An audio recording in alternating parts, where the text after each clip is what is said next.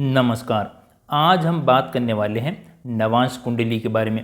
नवांश कुंडली क्या होती है, कैसे बनती है और इसका हमारे जीवन पर कैसा असर देखने को मिलता है, यही आज के इस वीडियो में हम चर्चा करने वाले हैं। तो इस वीडियो को अंत तक ज़रूर देखिएगा ताकि आपको नवांश कुंडली के बारे में संपूर्ण जानकारी प्राप्त हो सके। तो चलिए बने रहिएगा आज की वीडियो में। सबसे पहले यदि हम बात करें कि नवांश कुंडली क्या होती है, तो देखिए जैसा कि इसके नाम से ही समझ में आ रहा है, नवांश यानी कि नवा अंश। देखिए लग्न कुंडली हमें यह बताती है कि हमें जीवन में क्या क्या प्राप्त होगा, लेकिन नवांश कुंडली हमें ये बताती है कि कितना प्राप्त होगा, किस क्वालिटी का प्राप्त होगा। खास तौर पे जब हम जीवन के 35-36 की उम्र को पार कर लेते हैं, यानी कि जीवन का उत्तरार्ध, उस समय हमें जीवन में की हुई मेहनत की प्राप्तियों का समय चालू हो जाता है और कितनी प्राप्ति, किस स्तर की प्राप्ति हमें आगे के जीवन में होने वाली है, इसी का निर्धारण नवांश कुंडली से किया जाता है। इसीलिए नवांश कुंडली की इम्पोर्टेंस बहुत ज़्यादा हो जाती है। तो आइए अब ये समझने की कोशिश करते हैं कि लग्न कुंडली से नवांश कुंडली का निर्माण कैसे किया जाता है। देखिए शास्त्रों में तो कई सारी ऐसी विधियाँ बताई गई हैं जो कि काफ़ी ज़्यादा कन्फ्यूजिंग हैं, जिनके लिए काफ़ी ज़्यादा ज्ञान होना बहुत आवश्यक है। लेकिन आज के इस वीडियो में हम बहुत ही आसानी से ये समझने की कोशिश करेंगे कि लग्न कुंडली के माध्यम से नवांश लग्न और नवांश कुंडली कैसे तैयार की जाती है। देखिए इसके लिए हमें कुछ बेसिक्स की जानकारी होना बहुत आवश्यक है। जैसा कि हमने पिछले वीडियो में भी डिस्कस किया था, ये जो हमारी लग्न कुंडली होती है या कोई भी कुंडली होती है, ये ब्रह्मांड का ही एक स्वरूप होती है। इसका मतलब ये कि यदि हम इस ब्रह्मांड को एक वृत्त के शेप में माने, इसका मतलब ये कि गोलाकार माने, तो ये जो 12 राशियाँ जो इस पूरे ब्रह्मांड को विभाजित करती हैं, उनमें से एक राशि 30 डिग्री पर आती है। इसका मतलब ये कि 30 डिग्री की एक राशि होती है। और जैसा कि हम सब जानते हैं, हर राशि नक्षत्रों के पदों से मिलकर बनती है और हर एक राशि में टोटल 9 पद होते हैं और एक पद 3 डिग्री 20 मिनट का होता है। और इसी के आधार पर यह तय किया जाता है कि कौन सा ग्रह किस पद में होगा।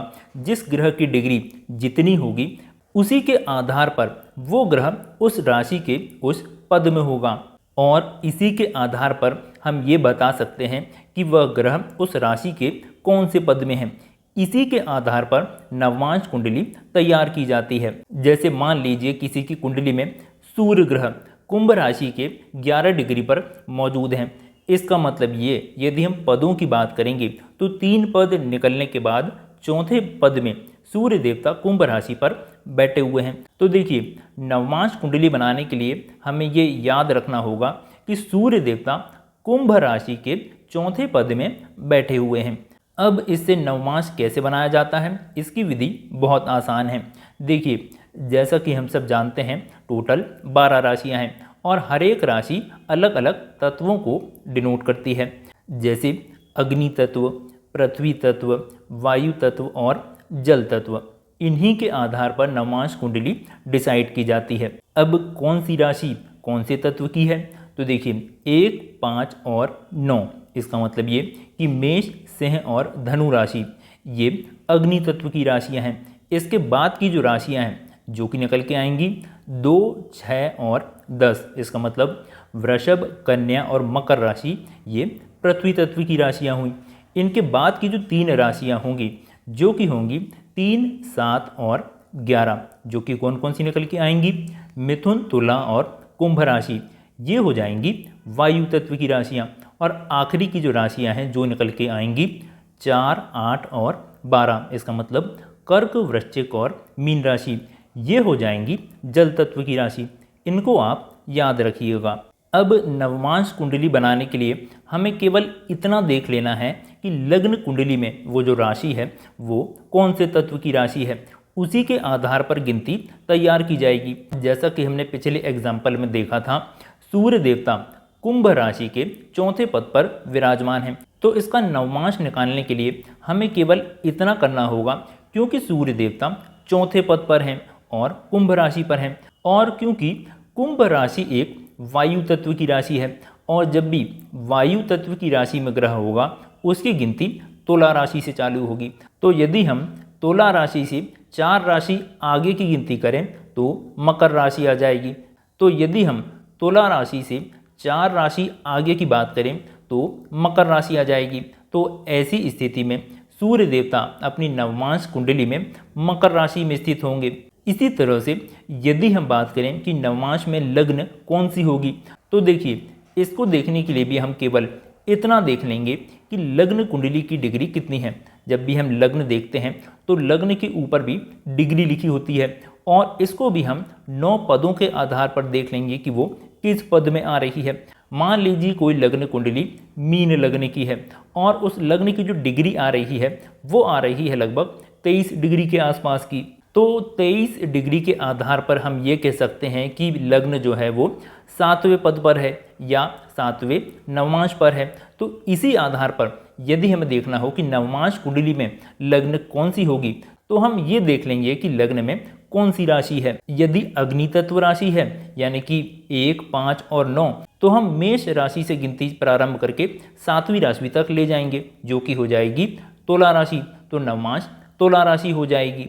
इसी तरह से यदि लग्न में पृथ्वी तत्व की राशि है, इसका मतलब ये 2, 6 या 10, तो पृथ्वी तत्व की राशि होने पर मकर राशि से गिनती स्टार्ट की जाती है।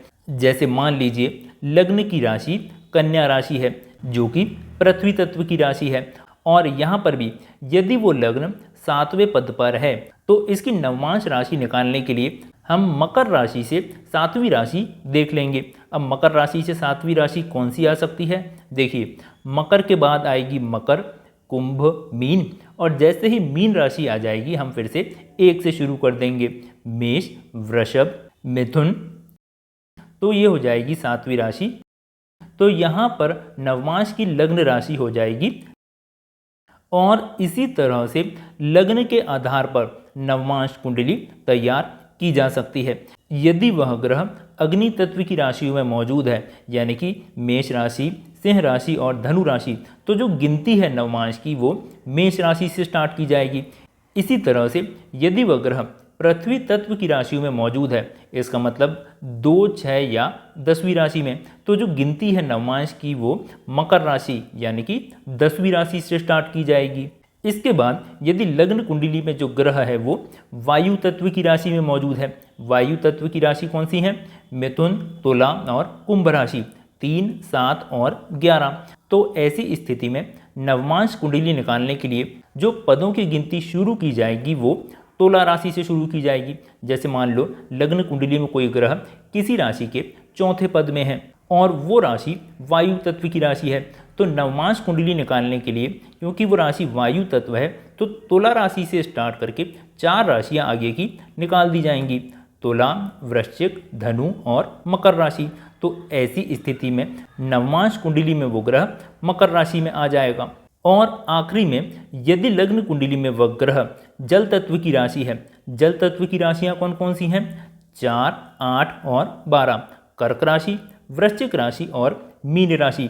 तो ऐसी स्थिति में नवमांश निकालने के लिए जो गिनती स्टार्ट की जाएगी वो कर्क राशि से स्टार्ट की जाएगी। यानी कि यदि कोई ग्रह किसी राशि के दूसरे ही नवमांश पर मौजूद है और वो राशि जल तत्व की राशि है तो उसका नवमांश निकालने के लिए कर्क राशि से शुरू करके 2 राशियां आगे का नवमांश निर्धारित कर दिया जाएगा, जैसे कर्क और सिंह राशि। तो इस तरह से हम लग्न कुंडली के माध्यम से नवमांश कुंडली बहुत ही आसानी से बना सकते हैं। और नवमांश कुंडली के आधार पर ही ये डिसाइड किया जाता है कि एक्चुअल में हमें किसी भी ग्रह का फल किस स्तर का देखने को मिलेगा, क्योंकि लग्न कुंडली केवल इतना बताती है कि कोई ग्रह क्या फल देगा, लेकिन वो कितना और किस स्तर का फल देगा ये हमें नवमांश कुंडली के माध्यम से ही समझ में आता है। इसलिए नवमांश कुंडली की इम्पोर्टेंस बहुत ज़्यादा हो जाती है।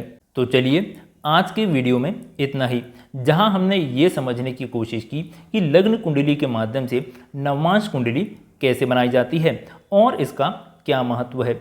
यदि आपको आज का ये वीडियो पसंद आया हो तो इस वीडियो को लाइक और शेयर ज़रूर कर दें। साथ ही साथ इसी तरह के वीडियोस आगे भी देखने के लिए इस चैनल को सब्सक्राइब ज़रूर कर लें। तो चलिए आज के वीडियो में इतना ही। धन्यवाद।